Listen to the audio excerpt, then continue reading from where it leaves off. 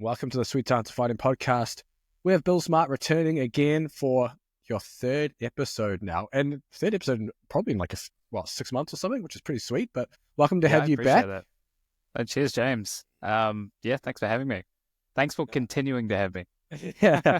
No, always well. I enjoy our chats and we get to go through some really cool stuff. And it's always nice to obviously bring our fellow Kiwis on here too, get New Zealand on the map, so to speak. That. So I think what would be interesting let's start with what you've been up to recently since the last podcast in terms of, I guess, working with the fighters that you have. Yeah, it was a very busy time period. We, of course, had Israel's camp, which I think, I'm trying to think when the last one was. Maybe it was around November? Yeah, end of last year sometime. Yeah, so essentially we had Izzy's full camp. It was a pretty busy couple months at City Kickboxing. We had Kano from Australia who was fighting on UFC Saudi Arabia as well. We had a guy from China, Rong Zhu, who was there prepping for UFC Sydney. It was pretty full on. Had Rob Whitaker here, Rob Wilkinson here, which is pretty cool, and just it was a very, very busy but pretty awesome training environment. And then, a little bit of stuff with some of the other guys, still trying to improve processes. Camp's always a busy time, especially for that type of camp, because you're really trying to dial everything in. So essentially there was a couple months there of being fully dialed into a camp and, essentially, because of course that's one of my roles, just trying to make sure everything else gets done on top of that. So it was pretty busy, eh? We talked a couple of weeks ago, had a week and a half off. Yeah. To refresh and getting back into things and trying to solve more problems. Awesome. Do you get hands on with the guys that come in? Like you mentioned, there's a few guys that flew in. Do you take care of their S&C, or they have got S&Cs that already do their stuff for them? Not so much. So generally, so most of the guys who come in, it's generally pretty informal in terms of them being in the space. They'll come in for skill sessions, and they're generally welcome to jump in on other areas as well. But most of the S&C that we do is generally athlete specific, anyways, versus having time slots. So not so much in that regard, but there are different stages. It's a little bit different for the guys just visiting. Like Volk was there, he was doing his SC here when he was here. But for instance, for some of the other guys, we had Kant here for full camp. Didn't run his S&C, but worked with him through some of the conditioning work, as well as Rongju, who we did run through the full S&C program. So that was a very positive time period and experience. Nice. So what I wanted to do, which I think will be pretty cool for the audience, if you're listening to this on the podcast audio version, you'll want to watch this on YouTube, because what I want to do and take Bill through is take him through Israel Adesanya's vlog that he did about a month ago. And it was essentially covering, it was a training camp vlog, but it was basically like a full S&C session of the vlog. Bill is featured in there. And it would be cool to actually go through this and kind of almost get a running commentary from Bill of things that he can share, of kind of what is being done and why. So then you watching this and listening to this can get a really good understanding of what is going on. So what I'm going to do, I'm going to see if I can share this screen and share that video. Let's see. Share screen. Let's see. Window. It should be this one, I think. No, it should be this one. Share that one. Okay. Let me know if you can see this. Yeah, I'll full screen. Okay. I've got the sound off as well. Oh, yeah, I know the video. I can give you a bit of context behind this. So it was actually, I think it was the 24th of December. This was shot. Oh my gosh. Which is actually my birthday, funny enough. So as there's a double, it's a double triple, it's a triple. This day might have been a 4 training session day. Wait, what does a 4 training session day look like? So first session, they run through the conditioning that you're saying here. Second session, they do their MMA technical session. Yep. That's the 2 in the morning. And then 2 in the afternoon, I believe he did a wrestling-based session with one of the coaches, and then S&C to follow that. So it was a pretty big day, to be honest. And we're sort of, towards the end of the first half at camp. But yeah, so I was actually up north. If you're familiar with New Zealand, there's Auckland, and then you basically can drive another 7 hours up the North Island to get to the top Yep. of it. So I was up at a place called Hihi with family. I essentially drove down to Auckland for the session in the afternoon, and then drove back up Oh my Lord. to Hihi that night. So it's about 5.5 hours each way, maybe 5 hours each way. And that was the session of the day, which was kind of funny. But I mean, you just got like critical time periods, and Yeah. like training doesn't stop. Yeah, you got some good memory to know the date on this one as well. So I'm just gonna play a little bit of this. So this is the first session of the day you mentioned. Oh wait, this is a collage compilation of everything that's going on. So let's start going through this. So is this the first conditioning session of the day? Is the one you mentioned? Is this one? Yeah, so this is the first conditioning session of the day. So this is it's essentially one of the long-standing conditioning sessions that the gym's done. Okay. Which essentially you could put it down to being like a long interval based conditioning session. Yeah. So without going through like exact time frames, you're sort of looking at probably about a couple minutes on per round, and Yeah. a couple minutes of rest as well. So it becomes like a mixture of trying to not maximize, but sustain a high work intensity through a mixture of specific and non-specific modalities. Gotcha. Is it the same circuit every time, so they all know it off by heart? Yeah, yes, it is. We made some changes for this one, which I think was quite positive. Just in terms of like optimizing some of the exercises for these guys. So yeah, in the video you got Israel, of course, Khan, who fought Saudi, and then Rongju fought Sydney the week afterwards. Are you able to go into any detail on what exercises were changed and why? Yeah, so essentially, like, there's a component of this, and we've talked a little bit. Me and you have talked a little bit about this outside of the podcast in terms of sort of conditioning effectiveness. One of the modalities that probably is performed the most, and not just here, but in combat sports in general, I think, is long interval training, essentially because it's specific to the sport. So it's common because it's easy, I guess, and it probably makes sense from a coaching standpoint. And that's essentially what you see here.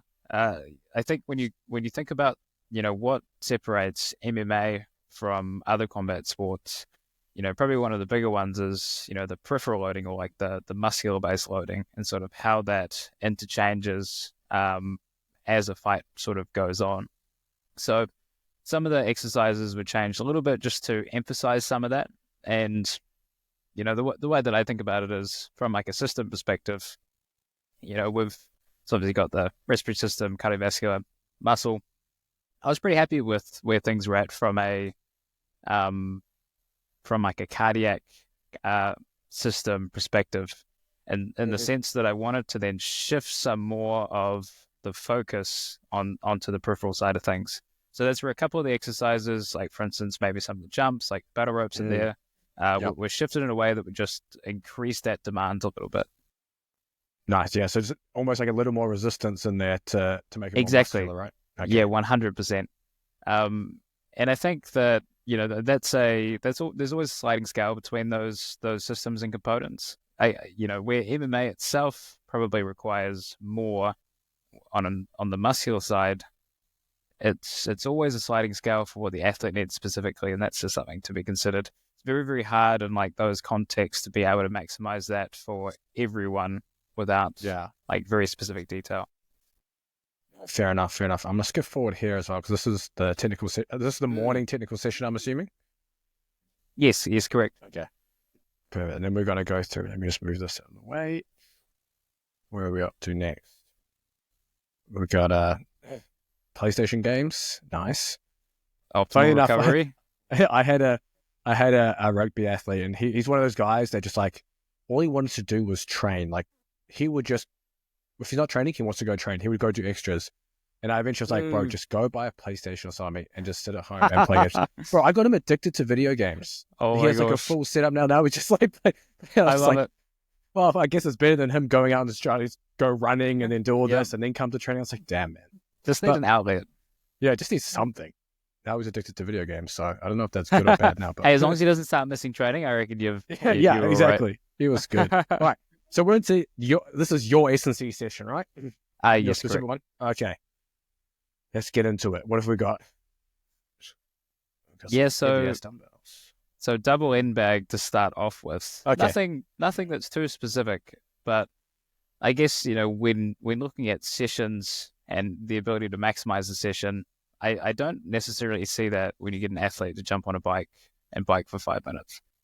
Yeah. So I'm I with do you. like, yeah. So I like the ability just to add in different components, which give me further. It gives me the opportunity to work on different details, but also it creates something that's novel, and more enjoyable for the athlete to sort of start the session off the right way. I think that's valuable. So that's what you see with that. With the doubling back. Okay. Then we're Yeah. into some neck work, a nice Austin-based company here with the Iron Neck. So Yep. what's Is it? yeah, man. I've been to visit them since their very early warehouse and seen them go through different stages, done various bits and pieces with them on video, and Mate, it's a great piece of yeah. kit. It's a great piece of kit. Yeah, I love it. It's one of the only ones that makes my neck feel good. But okay, so what are we doing here? This is almost like an extended part of the warm up. Yeah, so this is, you're 100% right. It was one of the end parts of the warm ups, and like a warm up. I look at a warm up as an opportunity to, obviously there's components of preparing for a session, but it's an opportunity to facilitate development in certain areas. And neck is one of those things that probably doesn't get the time that it should, considering how important it is for combat sport. We don't. You probably know better than myself, but the research regarding concussion prevention is not very strong, and that's probably one of those things that we definitely can't conclude is the case. But we don't know 100% for sure. So that might be one reason to consider using something like this or training that more extensively. But probably the thing for me that's more important is if you've ever done MMA or you've ever done grappling based sports. One of the things that gives you the most grief is always the neck. It's always like little neck injuries that happen. They, just make life hard. They make training hard. It's hard to focus. They impact everything. And, utilizing pieces of kit like the Iron Neck is just such a great way to train that in a way that makes it more robust and more sort of ready for the demands that come with training. I was going to say, is there a specific reason you've chosen this particular variation of using Iron Neck? So essentially coming out, increasing the resistance, and then throwing a small combination? Yeah, so essentially, like I would, nothing super complicated. I would still periodize neck training similar to the way that I would periodize strength training. That makes sense. So if you consider we're in phase 1 of camp in this video, we've spent time previously like working on more range of motion work, just general structure, working on more sort of force. So this becomes, we still have a force component. It's a little bit more reactive. So I want as he comes out, there's a reasonably heavy jolt that he has to resist against. So there's isometric elements. The punch combination is a part of it is novelty. But the novelty is in order to achieve that sort of just base sustained isometric. I've got to react to stabilize the neck. I've got to then hold it, and then I've got to repeat. So the reactive component is something that is a bit more intended with this. And that was one thing that some of the work by Gavin Pratt was really helpful in terms of inspiring and sort of looking at the neck as a system. He's got some really nice work in that area. So shout out Gavin. Nice. If you guys want to listen to Gavin, I think it's episode 7, way back on the podcast as well. But have you tried something I've tried with the Iron Neck as well for reactive work? I think it works okay. Is, for example, getting into like for grappling, getting to your wrestling or grappling stance, and having a partner walk around with the band and just pulling on it at different ways around. It's funny. So we did that, but we didn't do it in the grappling stance. So that's actually a massive add-on. But no, I love it because we essentially did the same exercise in the next phase. But like the idea was I wanted now those isometrics to be a lot sharper. So Yeah. there was so the reaction time had to be a lot quicker. The like impulse was a lot higher. Mhm. But yeah, I really like that. That's a fantastic idea. Yeah, yeah. And I'm gonna when steal you're in that one, that, James. So that's all good. yeah, go for it. Just tag me. I will. I will. That's nice because when you're in that grappling stance too, because you're kind of semi bent over, and obviously I mean, if you're this is MMA, but if you're grappling, obviously you have people trying to snap down your neck and stuff, so you can really get into those positions, and it's not just the neck then that gets hammered; it's like your whole back. So it's actually quite a neat little thing. No, I love it. And one of the exercises that didn't make the take from the session was essentially Izzy in like a quadrupted position and me just fucking pushing and pulling him around just so he has to stabilize. And it's the same concept with that. I really like it, but obviously more sport specific. Yeah, that's a classic rugby one too. That one, that's a nice one. Yeah, it's a great idea. There's some great that. I mean, nothing's new, is it? I think that it's all about if it's new, there's a potential for it to be either complete bullshit or cutting edge. So like I'm in the money for I'm always trying new stuff to try to sift between. But like it's always everything has to fall into the umbrella in terms of the system that you operate in. I think as an experienced coach, that's probably the difference as you sort of, I guess, between coaches with less experience, coaches with more experience, is that you're able to identify exactly how something fits into a specific system, and because that's where effectiveness comes from. Yeah, I definitely agree with you there. Anyway, I guess after the extended warm up, we've gone on to, I guess, the main lower body movement. So heavy high box squat. I see you've got the linear position transducer on there too. And I think you're pairing it with a vertical jump with the contact mat. So almost like a knowledge of result, quote unquote, if we want to get fancy on there to drive intent. But maybe 100%. I'll let you just go through kind of let's start with why these two together, why specifically this exercise variation, and then what you're trying to get out of the linear position transduction data for anyone listening who's not familiar with what that's giving you. Yeah, so essentially what we're looking at is it's force production is what we're after. So lower body force production, we know that the lower body, in terms of the ability to contribute towards impact forces, is based on research the highest predictor of impact forces. So like this is something that is, it's essentially one exercise that plugs the requirement to increase lower body forces. Within camp, there's always going to be differences in terms of, what the target of that is. For instance, I probably am not going to be doing, max effort squats within a camp. And the velocity that I use might shift depending on the specific athlete, the targets that the athlete has in terms of, his physical profile or his testing data versus, say, another athlete. So what I really like, we use the VBT. We're using a gym wear in this. Essentially what the gym wear does is it gives us data on, how fast is probably the easiest one. So generally we'll look at velocity-based metrics.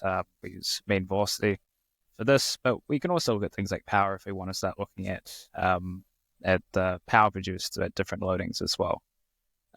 What I like about this for combat sport athletes, all athletes, but combat sport athletes specifically, is that, they're very, very competitive.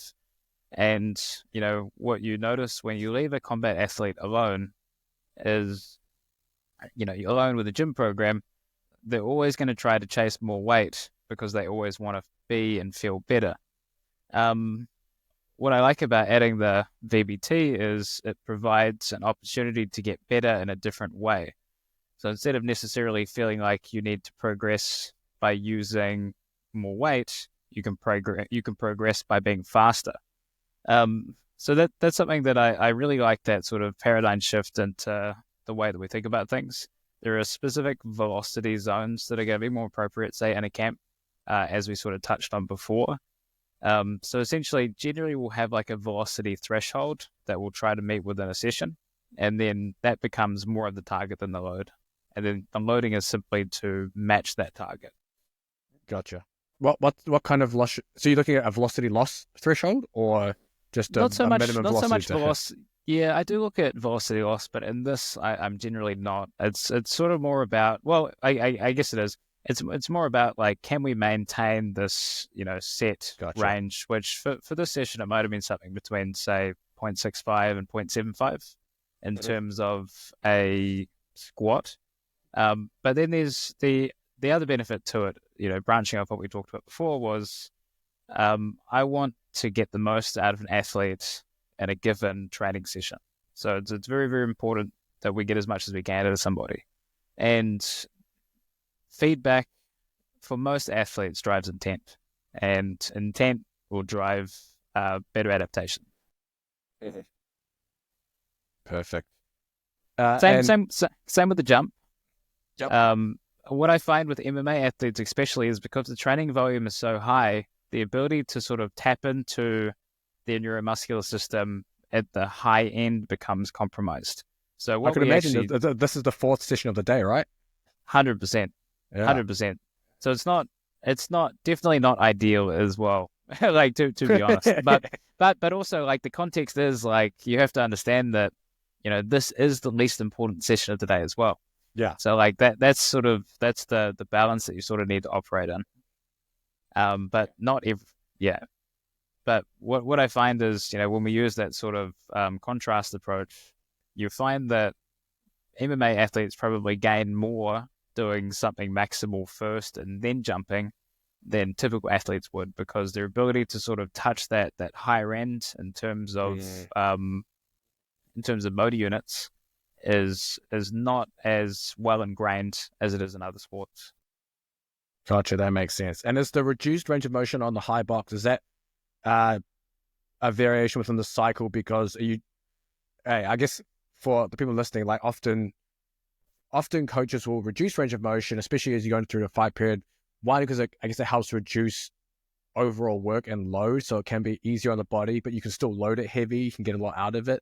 And just the reduced range of motion honestly just feels pretty good and can be quote unquote more specific if you wanted to go into like jump, sprint, transfer and stuff like that. But is there a specific reason that you've looked at, or that you decided to do a higher box squat variation? Definitely. So I think like one thing to note is that within, I guess, like for this session, generally in camp would run 2 sessions per week.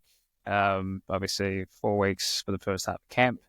Like the sessions generally have the goal is to have enough variation, but to have enough consistency at the same time, so we can maximize like that adaptation response. So it's not always going to be higher, but also there's large benefits to the higher box position versus lower box positions, especially as you start to get into a training camp.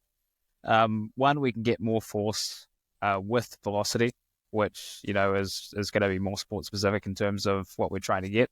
Still a bias towards force. Like, I want to be strong, but I also don't want to compromise speed too much as well, because we already know that speed is being compromised as a part of training camp. Two, as you mentioned before, the range of motion is more specific to striking based sports. So in terms of transfer of training, I would definitely suggest that a higher box position would have the ability to transfer to a greater degree to the sport than a lower box position. But, this is where sort of, I guess, programming and periodization becomes important. You really do create bottlenecks if you don't already have like foundational strength in those lower positions. So that's sort of how we mix things up a little bit. But I would preference more range of motion out of camp and less in camp. And if I was doing more range of motion in camp, it's got to be for specific strength or adaptation for something that I identify within the fight to be of importance. Gotcha. Well, the internet police or fitness police would disagree with you because the squat is not below parallel. So it's funny. I think like I think what people end up, I think we've talked a bit about the general landscape for training, especially like gym-based training on the internet, comes from a frame of, bodybuilding and powerlifting, in which case, essentially like there's the target adaptations, muscle size and neural output. So you're essentially looking at the neuromuscular system as this, well, more so target size. I guess the other one becomes more powerlifting based. You're essentially looking at like this one, maybe two systems, but there are many, many systems within the body that we need to train to optimize performance. And, say, even suggesting that those systems are the most important ones is questionable. They're definitely big rocks. But from an athlete to athlete basis, within the demands of a specific sport and task specific, we really need to look at what we train, what we're training, and why we're training it. Because there's always, regardless of what exercise we use, all of these different systems are at play. And depending on whether or not it's, a concentric based squat movement, or if it's, a squat, like a repeat squat jump, the difference becomes the system that we're using, the ratios just change. One thing goes down, one thing goes up. So similar to, what we understand about energy systems, initially the thought process was, we use one energy system, then the next and the next. The reality, that's what you learned in undergrad, right? And then you go on to, to study after that. And all of a sudden you find out that's wrong and everything is used at the same time. It's no different for the physical structures of the body when it comes to the strength and power component. Yeah. So I think that when prescribing exercises, it's super important to understand, where does that ratio shift and how does that influence what we're training? And is that achieving the target that I set out to achieve? That's a good framework for people listening. And because I can't see the chat of this video full thing, Dr. Andrew Usher messaged me saying, high box squats, awesome. And he says he likes the higher box, also dependent on the skill set, what the skill set is, predominantly striker or grappler, etc. Yeah, 100%. I'm a fan of, again, it's easy to pick up. Other advantages is that there's less cost associated with it as well. So it's not going to disrupt the athlete's training as much, which is a factor. And generally, like as we go through a camp, I'm thinking about I'm okay with disrupting the training more at the start. Obviously, less than if we were off camp, but I'm aware that needs to be managed and it needs to be down regulated as we get closer to fighting. But I don't like the idea as well of, and this is where I think most people operate, is that it's all about the sport in terms of trying to have minimal negative influence on the sport. And maybe an example is this athlete feels a little bit bad. Okay, we'll just foam roll and not train. I think there's, that's an extreme example. But you know what I mean? But I think the common conception around S&C is, we don't want to negatively influence the sport at all. So, we do what we need to manage around that. But which is, for the most part, it's the right framework of idea, but the reality is it's impossible to maximize training that way. And we're not just talking about the S&C, we're talking about the training process as a whole. So generally what happens is that's the limitation when you're not integrated with what's happening in the training room in terms of the specific training. Because when you understand what's happening in the specific training and you have the ability to manipulate what's happening overall, then you have the ability to maximize everything. And that's the part that we aim to nail, but is also very, very difficult, even at this level. Yeah, I love that. And yeah, I love these partial lifts. One of my favorites, off the pins, in a split squat position, and almost like driving through that front leg and then bringing that back leg forward, so they end up being next to each other. So it's almost like a pseudo acceleration split squat step thing. I really, really like stuff like that. Obviously, when you get to these partial lifts, you have so much variation, and if you set it up well, like it can all it bleeds all into each other. Like as you mentioned for this, obviously he was doing probably some full range squats before this. And it just leads perfectly into going into something like this because it just naturally progresses through. Versus maybe someone being like, okay, we're doing deadlifts now, and then suddenly we're going to do something like this, and it's like, that's a completely different stimulus than 100%. Yeah. 100%. I wish I could see you on the screen too, because I'm trying to figure out when you stop talking. But I'm doing my best. All right. No, you're good. All right. So now we're into some. We talked about this in the previous episode, so this would be a cool one to kind of go through. So you got like 3 different things going on here. So we'll start with this one here. So we've got, for the people listening, for the people only listening and not watching, this is the side bend hang isometric. Do you have a name for this yet? The Bill Smart lift or something? Well, honestly, I stole this one from Gus, so I can't claim it. I just call it an offset single arm hang. All my names are pretty boring and straightforward. It's basically, for anyone listening, it's just hanging off one arm and then having your feet, hang on one arm, so your right hand on the rack, and then your feet are angled towards the left side of the rack. So you have this like crescent shape. Do you want to go into detail into what you're doing here? Yeah, so essentially this is just context around the sessions as well. For the whole camp, there's obviously different physical targets that we have. There's overall targets for the block in terms of what we want to prioritize, but there's also sub-targets during the weeks of the block.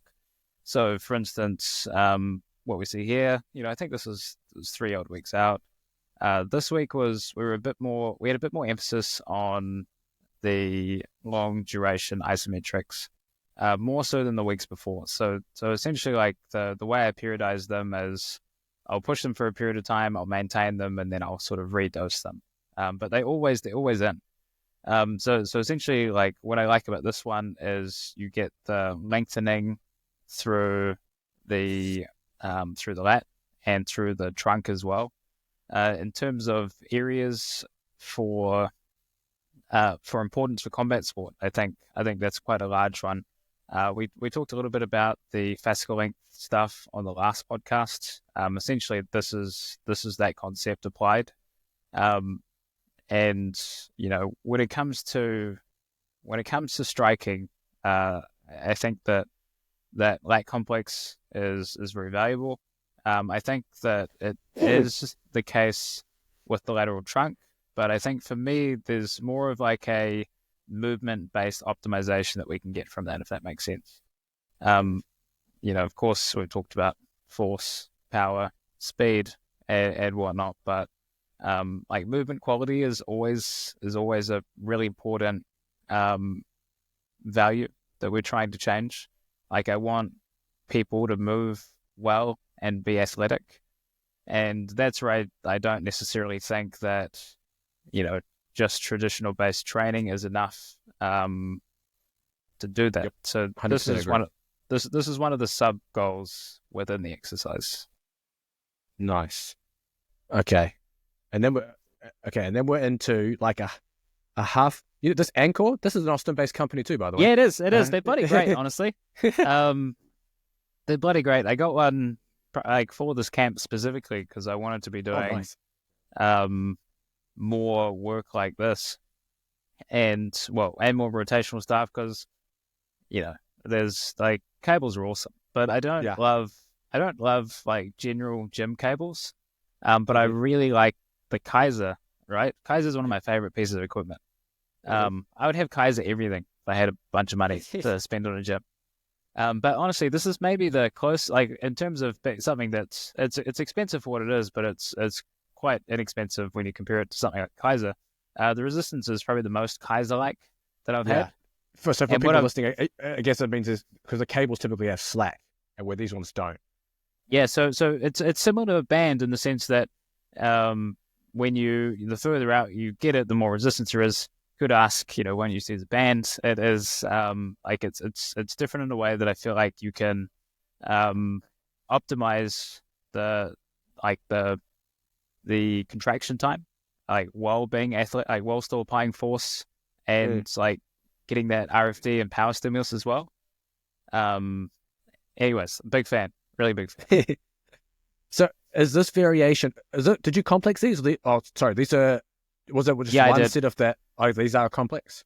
Yeah, I did. So Okay. essentially, this is just, and the main reason is that we're creating that link through the lat. We may as well use it through something Okay. that has like an active component as well. Like it's essentially like this is targeted more towards. It's not quite just a like overhead like pull down. It's a little bit more based around like using the lateral trunk to generate force as well.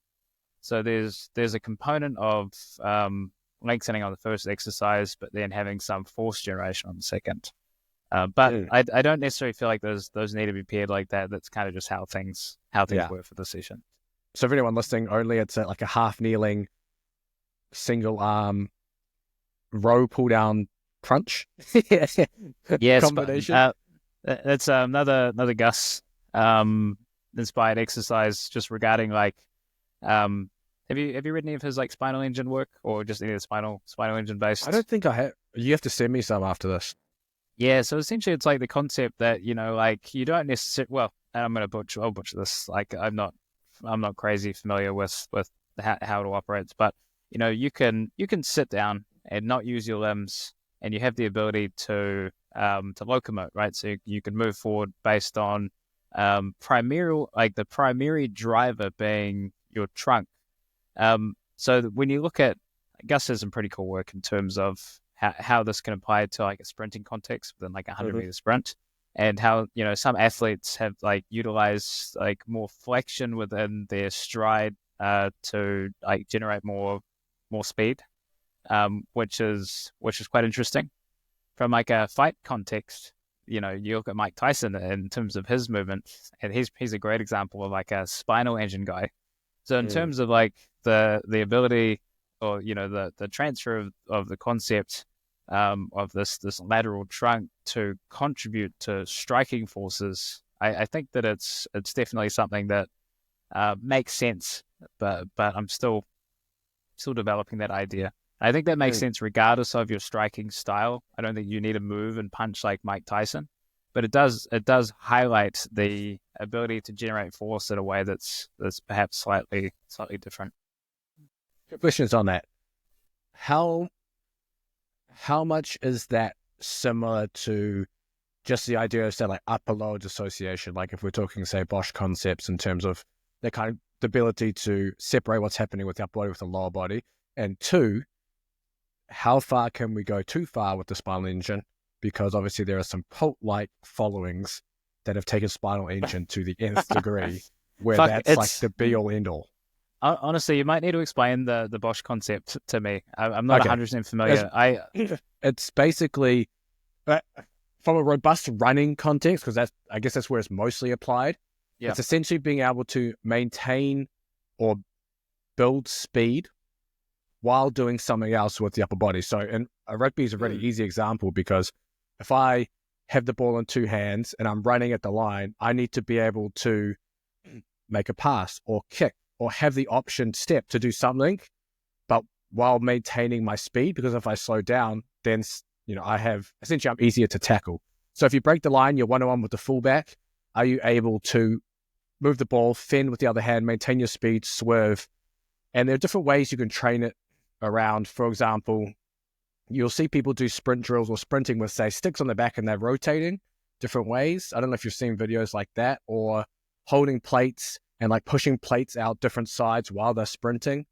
And it's just this idea of that you can maintain that lower body position and maintain the performance while the upper body is doing something else, which gives you options while you're playing.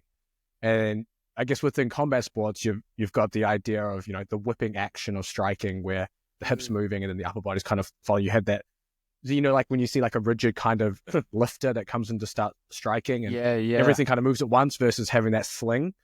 I yeah guess that would be like the combat sports, one of the combat sports equivalent in terms of like upper lower dissociation.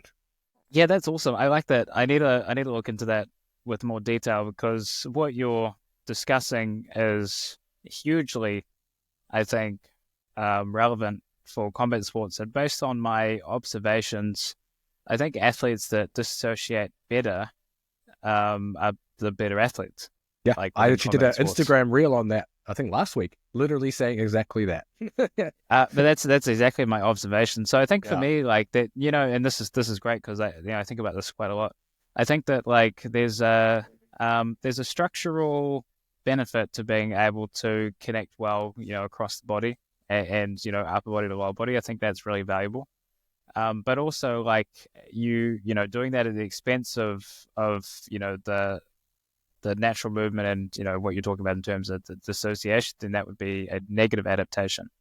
Mm. I think that I do think that you can go too much in one way or the other way. Like I generally, like for instance, I'll use so Rongju when he came into the gym before, like basically he was here for 12 weeks before UFC Sydney, and we ran over everything with him. We ran through so the process for that was we ran through the physical testing. Mm. We looked at where he was for that. And then we looked at him. We did some movement based analysis. Some was like general like movement screen stuff.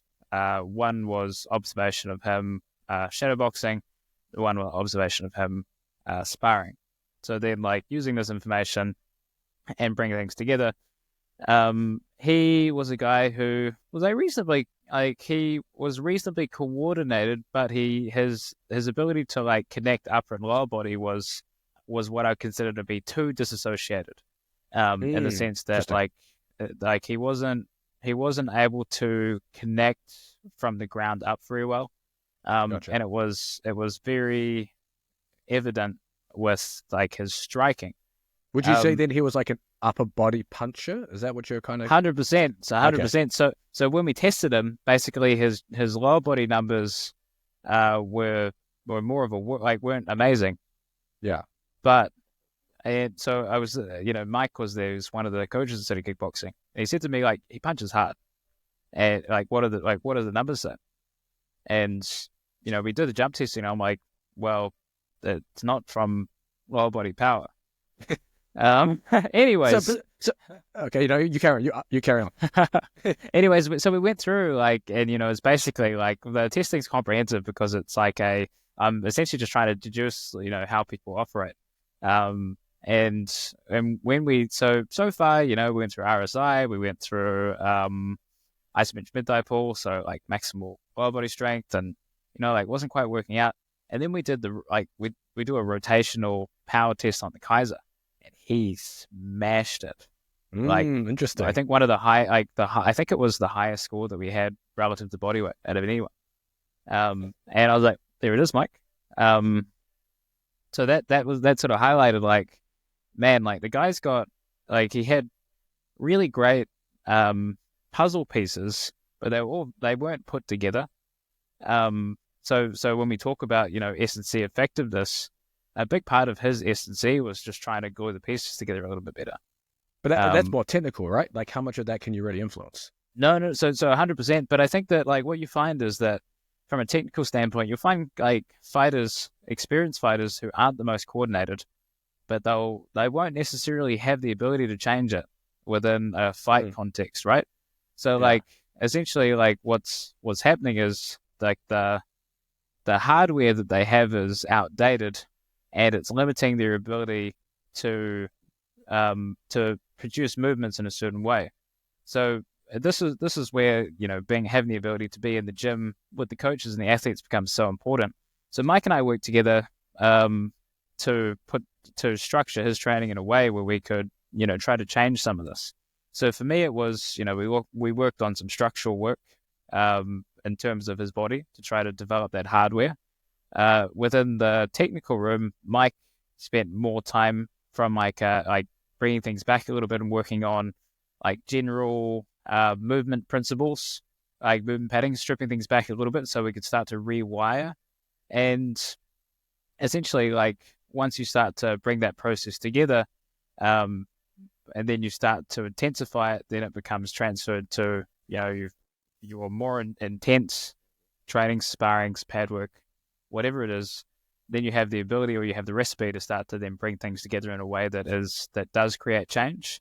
And like his the change that he made within 8 weeks was amazing, genuinely amazing. Interesting. I was gonna ask before you start last bit, is that something technically that you would want to try change for someone who's already at that level, doing it that way? 100%. It obviously ended up working. so I guess technically it's something you're looking to do. Well, I think that because that's a great question. You got to question, you have to question whether or not the changes you're making are going to be positive, and that's a general concern. I think that what's really important with that is, when it comes to these types of changes, these might be my thought processes in terms of what I think we need to do, but it needs to be filtered through the coaches, and it needs to filter through what they need from him and whether or not it fits the model that they want. And if it does, then you can then that's positive. But I think if you were a coach who works separate to the athlete in the gym, you would have to be careful. You'd have to be careful, if that makes sense. Yeah. In terms, you could definitely make appropriate changes, but you have to be careful when it comes to changing fundamentals. But I do think that what allowed that to be to be successful was we were simultaneously working on it technically and physically. And if you go back and watch his fight before that one, you can really see the difference in terms of movement and control, and how that allows him to be positionally able to produce power really well. And there were other work-ons that he had that we worked on that contributed to that as well. But for me, in terms of what was the biggest magnitude of change, because Rongju's been in the UFC for a long time. He's been in the UFC since he was 19. He's, I think, 24 now. He's had about six fights. He's had about 6 UFC fights, but he's had over 30 pro MMA fights. So it's actually when you consider changing fundamental aspects of someone who's that experienced, that's quite difficult. So I think that breaking down, what do people need, and we go back to the S&C framework around muscle strength and all these other components. It's important to base those aspects of training targets based on what's going to have the biggest magnitude effect, what becomes one of the higher priorities, and that becomes based on what do you need specifically, what do the coaches need, and then your general time frame and whatnot. No, that's awesome. And I want to come back to this clip as well with Israel. We're doing this half kneeling row. Usher was asking if you've done this with flywheels for the eccentric component. Not yet, but I like the idea That's of it. next. I think that, it would be. Well, it'd just be it wouldn't be that hard to strap it up. Be practice it over and over again. You've got a rack mount, don't you? Anyway. Yeah, we do. I think that that's a fantastic idea. I need to play around with it. I really like the I think that the eccentric at the turnaround position from an exercise like that would be really, really nice. Be brutal. It'll be brutal. Seriously. and obviously now we're actually looking at some more flywheel stuff. When I watched this clip, I was like, holy shit, man, he's got brakes. Yeah, man. There's your rack mount there. Yeah. Yep. For, he was pulling it off, so I had to hold it on. He actually snapped one of the metal rings doing that this camp, which was, God. those things are not it was actually crazy. So what I ended up doing, so that rack mount, I didn't have it connected up to the app. I was having a few issues getting it on. Yeah. I grabbed a small dynamometer, and I was using it actually for the anchor, so I could measure the forces per things like the rotations and whatnot.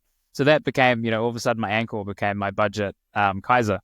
But I put it on that, and the dude almost it was almost 200 keg of force at the end of the movement. He snapped a full metal ring, not one of the Chinese ones, one that came with the ankle. Damn. It was insane. Damn. Yeah, I remember seeing this There was another one. I don't know. It must not have been in this video, but there was another clip showing from the back view, and I was like, different day, yeah. And I was like, holy shit, man! Like the way he put the brakes on that, I was like, that's fucking. That's what I think. That's when I messaged you asking what eccentric overload it had, and you were like, none. I was like, damn. Yeah, okay. yeah. That was a little bit later. So I was really like, again, like this is something that we do basically all the way through camp. Like the Exify it's a fantastic piece of kit. You've got to be, like we've talked a bit about, you've got to be aware of how you use it, and you genuinely can do more harm than good if you don't use it appropriately. But if you do use it appropriately, there's like the So wait, what's appropriately? Payoff. What's appropriately versus not appropriately? Well, I think when it comes to anything that has an eccentric overload, and I guess like I'm not sure what your thoughts on this is, but there's a question mark if non-motorized is an eccentric overload. Like you could argue that it isn't because you're getting out what you put into it, but then you could also argue like to me it is, if depending on how you're doing the eccentric. Yeah, me too.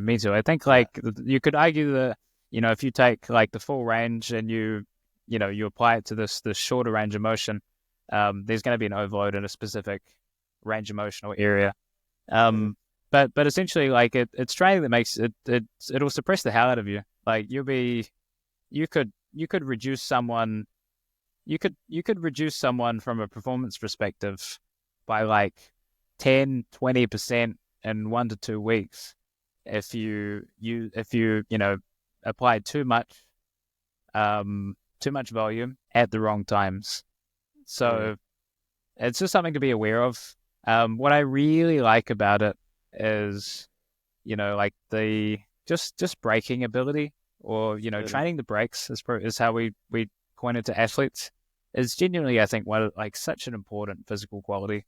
I mean, when you want people to move well, be elusive, but then be able to be fast when they need to be, like it's the common analogy I use with athletes, a pretty typical one, is it's a car going around the tracks. Like Formula One cars have exceptional brakes because if they don't, they're not fast. If they go slower, if they go very slowly around corners, then they're not fast. Unless you're NASCAR, unless you need brakes, unless you're that's it. But so that's kind of like the principle behind it, is that like if it comes to whenever there's like a muscle contraction, like if I need to deaccelerate before I can accelerate again, if my deacceleration time is longer, then even if my acceleration time's very quick, I'm still slow. And it's pretty common in terms of literature that higher performing athletes, they spend less time decelerating. Mm-hmm. No, yeah, and this is almost like a concentric assisted one too, to get the overload on top of it because of the way he's pushing up on the bar. So it's like that. Yeah, that's a brutal variation. For anyone just listening, it's like basically quarter squats with the flywheel and then using the barbell for stability. But he's like pushing up with his hands, so you're getting a little more speed at the top, which is 100%. That's a killer move. And Usher's saying that eccentric comes down to the braking endpoint. And acceleration back up. We're working on research paper on this. We should all collab on it. So I already said, yeah, that'd be awesome. I'm pretty sure that'd be awesome too. So everyone watch this space. Then you've got basically the same thing but rotational now with the flywheel. And I know this is killer. Was this complex, or is these just two separate exercises? No, separate. Yeah, it's just too much to complex. Yeah, give them a bit of time. Yeah. But yeah, I think for essentially, like, there's got to be a prioritization when it comes to the eccentric stuff within like a certain block, or especially within a session. So these are the areas that I put the most emphasis on. The lower body, obviously I want the ability to have good movement from the lower limbs, the ability to change directions well. I want the ability to whether or not it's reload the kick faster, and I want the ability to have the same qualities with the trunk. Obviously, when it comes to striking, rotation is hugely important. So I want the ability. I think the trunk is probably one of those key areas, especially from a deacceleration standpoint. If you can't deaccelerate your trunk, you just keep going, and I mean, you've seen many fights with how that goes. I love this, and it's just how the exercise order in the session, because you went from, say, your highest force movement with some jumps as a complex. You did some of the, I guess, the back work, the long duration isometrics and rows, and then you attacked the eccentric. I guess you could say your eccentric focus component of the session, kind of midway through, near to the end. Is there a specific reason it's placed there versus, I don't know, early in the session, later in the session, etc.? Yeah, I think like a lot of it just comes down to priorities in terms of what you're trying to get out of the session. Like for me, this was just a bit of maintenance, essentially, for the eccentric stuff. So the priority was more around the force production. And so would this have come first if the eccentric stuff was the main priority, and then those squats would have come after? Honestly, the only time the eccentric would be the main priority is probably off camp. But it's even when it's so. But for instance, like for the starter camp, when it is more of a priority, it's still not the main priority. So it'll be like bumped up one, if that makes sense. Yeah. No, perfect. That makes sense. Then we've got a Swiss ball rotation. What do you call this exercise? That's a great question, James. This is the Bill exercise. All right. This is what that's a great question. So essentially, like what I want is it comes back to some of like some of the like elastic qualities or fascial qualities from like a movement and athletic standpoint. So like I want the ability to have like that flow base effect. And this was a part of the strategy. Of course, there's different ratios depending on parts of camp of trying to maximize like movement potential. So like I see movement, especially of combat sports, like as a weapon. And I think it was, something that I wanted to get more out of. And this is one of the ways of doing that. So I enjoy. So this got text onto the spinal engine idea that you talked about earlier. Is that what this is kind of looking at? It is, but it's a little bit different. Like spinal engine is going to be more of like is more of like a force contributor, where this is more like systematic. You're bringing the body together systematically to produce movement in a way that more represents like flow, if that makes sense. And I like this because we get the range of motion at the shoulders, like we get the range of motion at the thoracic spine. I think those areas are, especially for him, when you look at how he moves, the ability to like move freely through the trunk is actually quite specific for him and important. So you want to like enable athletes to do what they do well, and this was a part of that. So I'm not saying this is something that everyone needs to do, but when you look at, but everyone should do it. I really like it, but from like a specific standpoint, like this is more specific for him. Like you look at his fight against Whittaker 1 and sort of some of those counters and movements, and it's like all of a sudden force production in these like out of positions is actually important, right? So this is like developing the start of that before we start to make that more of a priority later on. Interesting. Yeah, it's funny. Kind of I sound like a fucking Bosch nut hugger whenever I need to get more onto it. I've read parts, like bits and pieces, and I really love the concept. I listened to one of his podcasts a while ago too, and I was like, and it makes a lot of sense to me, and it aligns really well with my own philosophies around coaching. I've actually had one of his books sitting in a drawer for the last like 3 years, and I'm gonna pull it out of this interview. Which one? Is it the strength training coordination one? No, it's not that one. I don't think. Running, I think, is the other one. No, it's not that one. And there's agility. It must be the strength one. It must be the strength one. Yeah, that was really good. Obviously, people hate on it, and I don't know why. You don't have to take everything on it at bloody face value. But in terms of like this, like he does a lot of, I guess you could say, he's really focused on kind of like optimum length, which is, I don't know if there's much to it, but regardless, like optimum length and also exploring in ranges of motion with trunk work as well. So he actually has a few different exercises in there that he likes to use, like almost like a sit-up position, but having the plate go over your head. So you're kind of training that trunk and that brace, and this whole idea of the co-contraction around the trunk, which is a little different to this because it's movement, and that's kind of keeping everything tight and braced. But he's got some really cool rotational stuff. I posted on Instagram a little while ago. Because his philosophy is like very much around like the intricate like coordination integration, right, with everything else. Yeah, it's so important. to be honest, I just think that, especially when you look at mixed martial arts, the diversity of movement, the complexity of movement, I think if you were to rule out things like that as being beneficial, that's insane, to be honest. Yeah, I really like it. And the final, I didn't realize we were going to spend over an hour on this. I didn't think it was going to take that long. So this is, Me too. you don't give a hard stop time or?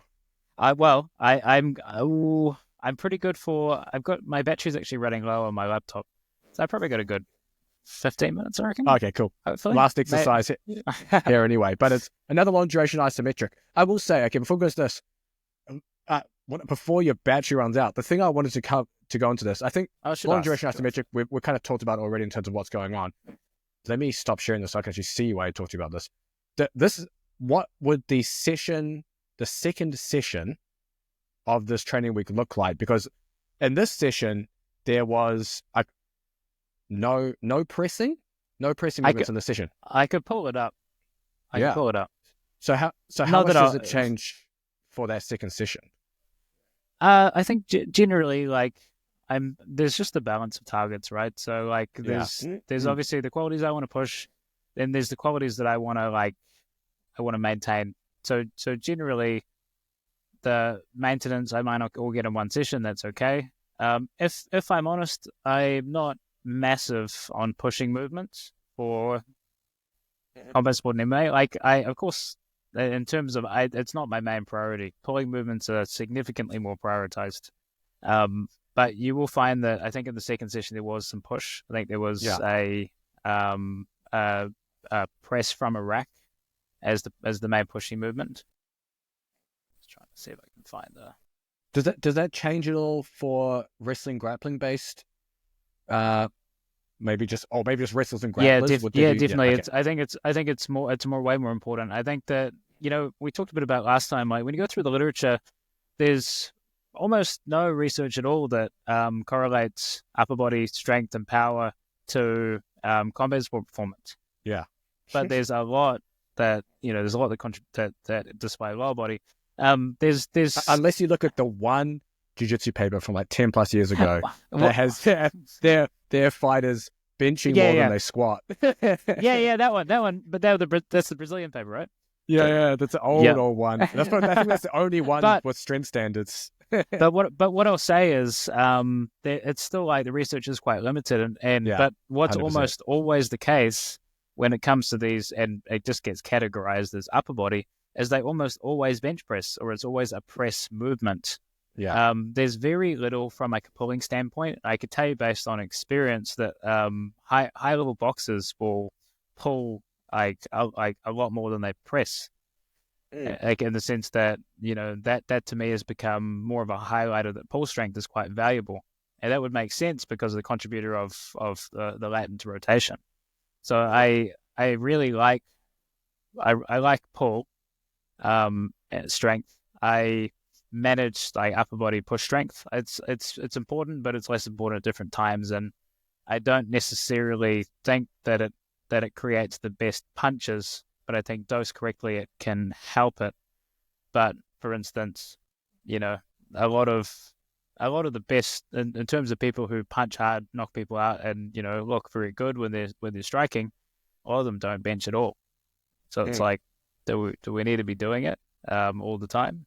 There's a time and a place for everything, but it's not something that is a mandatory part of training for me.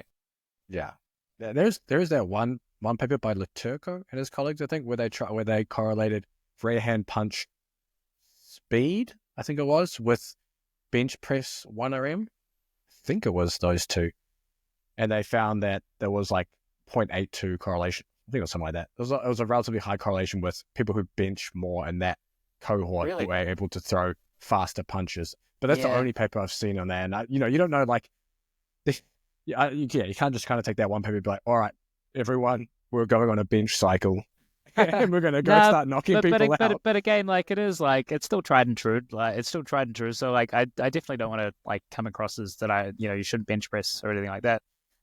But it's undoubtable that a lot of the best punchers don't bench press. So then, but then you could say that about some of the SC stuff in general. doesn't mean you shouldn't do it, right? So I just think that from like a movement efficiency perspective, I think if people who bench press too much have poor efficiency when it comes to striking.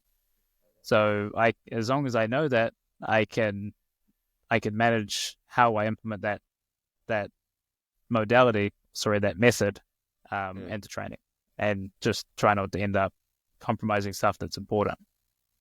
Yeah, no, that's a great point, and I know you don't have much time left. So, Bill, where can people find and follow you and keep up with what you're doing? Wait, have you posted on Instagram? You posted on Instagram for like months, I don't think. I posted one post after the Israel's fight. Oh yeah, I remember that one. I shared that one for everyone. I do need to post a little bit more, but Instagram, smarter_performance. You can find me. Apart from that, if you want to email me, billsmartsc@gmail.com. Always happy. It's your name on here, so hopefully. Oh yes, I don't know if it comes up. Yeah, maybe it doesn't come up on the replay. Either way, I'll put it down in the description. I'll put Bill's Instagram down in the description too for anyone seeing later. And I appreciate you coming on. We're going to keep doing this because that was awesome. No, I appreciate it. Down. No, I appreciate it. And I think just context is, I think this is just important to say because, I read some of the comments on videos like that and, it's easy to get lost in terms of what you see as that's what happens in a fight camp. But, there's Wait, I didn't even go through the comments. Were they bad comments? No. You mean on the video? No, they weren't bad comments. But I think just in general, don't take too much from like clips that you see. Like for instance, that training session was quite different to a lot of the other training sessions that we run through. But it's all about balancing physical qualities in the right way. And that was the day the camera came in. So that's the day you decided to choose all fancy exercises, right? Well, that was initially I was like, damn, if only they came on Thursday, or like if they came last week, like we were doing some more I guess just some different stuff. But I was like, that's fine. I don't for me it doesn't, for me it's I guess it's a part of it at that level, but at the end of the day, it's all about the training and the athlete, and not too worried about the other stuff. Yeah, for sure. I appreciate you coming on, Bill. We'll have you on again soon, I'm sure. I appreciate it, James. And thanks for if you've listened to all three, I appreciate you coming back to listen. You get a gold star for sure. If you listen to all three of these, you get a gold star.